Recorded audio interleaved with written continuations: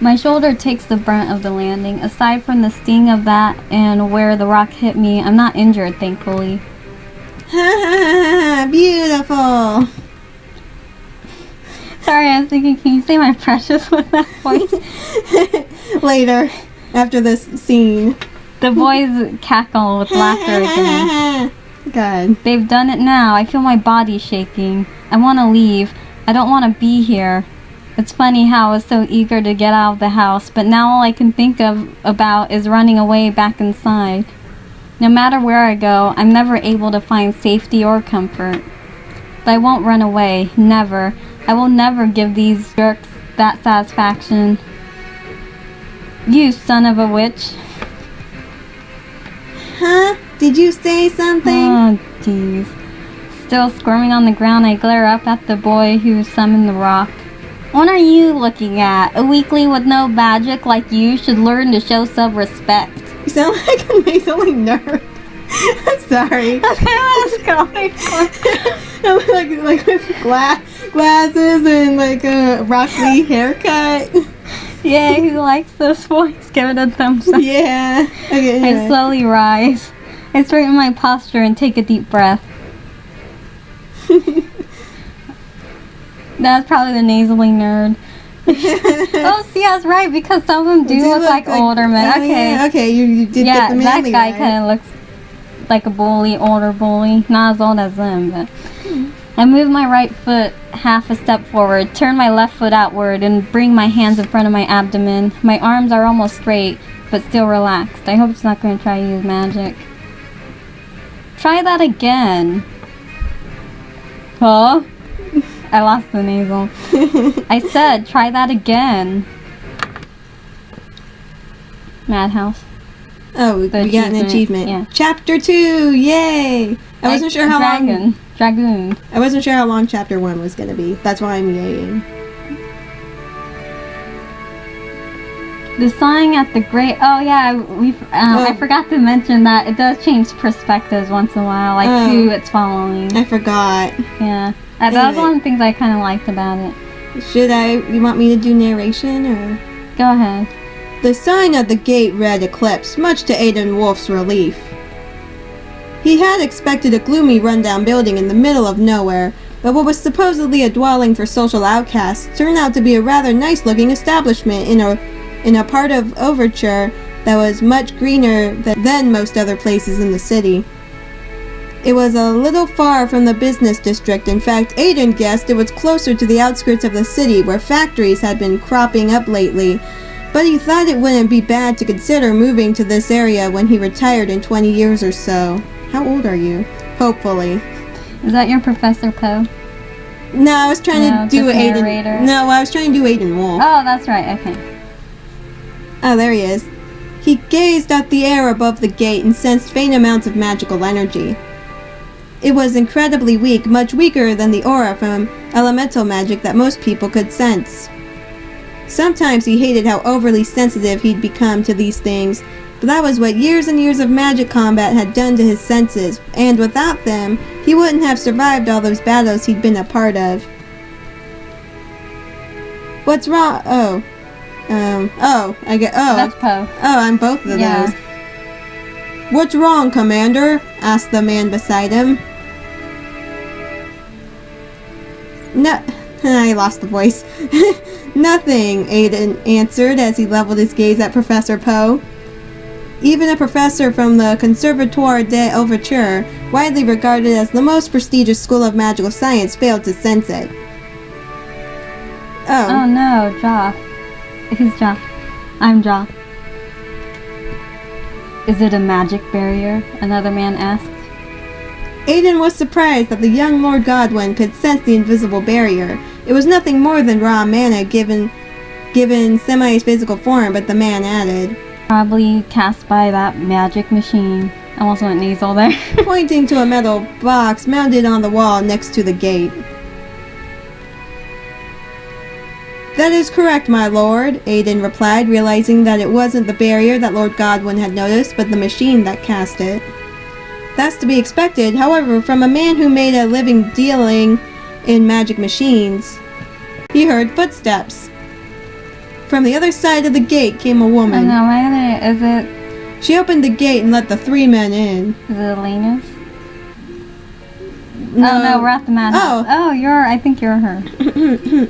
Good day, gentlemen, the lady said with a well-practiced curtsy. My name is Oriel. I can't say her name. Oriel Sherwood.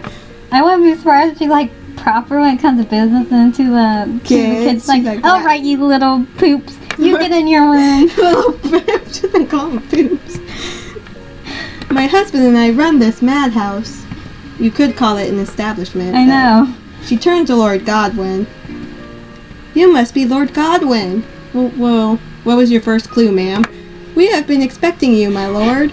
You must be Lord Godwin. Oh no, that's not me. That's what kind of saying. Next to me, and there's someone that looks exactly like. Uh-oh. Oh, okay, he nodded. He nodded. Nice to meet you, Miss Sherwood. I am indeed Joff Godwin, founder of Magical Mechanical. He always spoke in an almost toneless voice that carried neither friendliness nor hostility. Oh, that was the voice you were going for. Thank you. But instead gave off an air of nobility that one would expect from one of his standing. Who's that? Sorry, I was trying to read. Is that her? I've heard, I'll just do it. I've heard good things about your company, still young, but already one of the most promising magic machine manufacturers in Overture. It would be a great honor to work with you in Magical Mechanical, my lord. I do hope we can work together, ma'am. The Lord added. Sorry, go ahead. I hope you don't mind that I brought some acquaintances of mine. Gesture to Professor Poe. The old man and the other old man. Sorry. Wait, when you said the old man, the other old man, were you referring to Joff as the first old man? No, okay, no, the other guy. No, okay. Aiden Wolf and Professor Poe. Okay, I have to say, he does not look old at all. This is Professor Johann Poe from the Conservatoire d'Ouverture. Nice to meet you, ma'am, said Professor Poe, smiling. Oh, sorry, I forgot I was both of them. Nice to meet you too, Professor, she said. Oh, did it say she said? No, it said her name, but I didn't want to have trouble pronouncing it. Oh, okay. And this is Commander Aiden Wolf. He is a member of the Overture Police Dragoon Unit. Lord Godwin continued. I just realized his name is Godwin. Lord Godwin continued, gesturing to Aiden. Oh, nice to meet you, ma'am. I think we pronounce that name different. You say Aiden, or do you say Aiden? I think I say Aiden. Yeah, there might be two pronunciations of his name throughout this thing. Because I say it Aiden. Nice to meet you, Commander. The woman couldn't conceal her surprise at the mention of the police special forces unit. So many important guests today. Please come in. Chop chop, hurry up. This some person poking their head in. Chop chop, hurry up. And he closes the door. I'm trying to add my little spin on it. Let's see. Oriel Sherwood, hopefully I'm pronouncing her name right, led the men into one of the houses, the one nearest the gate, and showed them to a living room. She offered the guests seats, which they accepted. It's either that or they're standing. Oh, he looks so surprised. Lord Godwin scanned the empty room. That's you. Is Miss Sherwood awake? Mr. Oh, I'm sorry. Maybe he's a miss inside. Is Mr. Sherwood away? We could always come back. Oh, that's you. Oh. Sorry. No, you go on. I thought it was narration. Just go. We could always come back at a more convenient time. Oh, don't worry, my lord. My husband rarely ever leaves Eclipse. He is currently at the other ward, attending to Snotface. I hope you don't mind waiting here while I get him. Yeah, we had to separate him. There's like a fight that happened earlier. Yeah, in Chapter 1. Go see it. Aiden had heard that Eclipse had separate buildings for children and adults. Oh, that's right. It's only for adults. Oops. Never mind. I see. That's all right, ma'am. Oriel Sherwood bowed to the Lord and left. I bow because you're a lord, that's all. The men sat waiting, passing time by making small talk about the madhouse. This looks just like a normal house, Professor Poe remarked. He's amazed.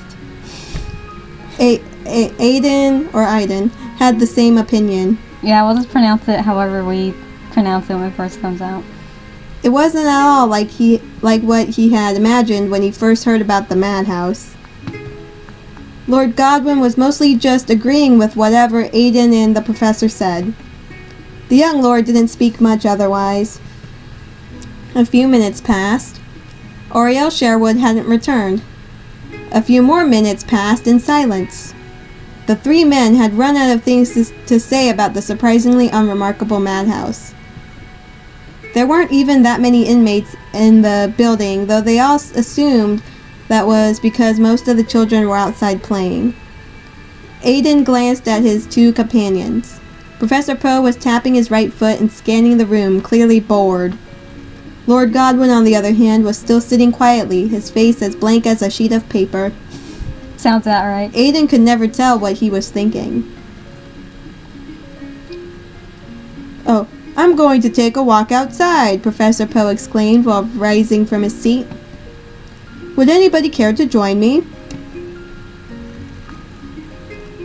Oh man, I have to give him a different voice. Oh well. He just has that glorious voice he gave him earlier in the narration. "Yes, I'll go with you," Aiden answered. That's the best I could do. Sounding more Good enough. enthusiastic than he had intended.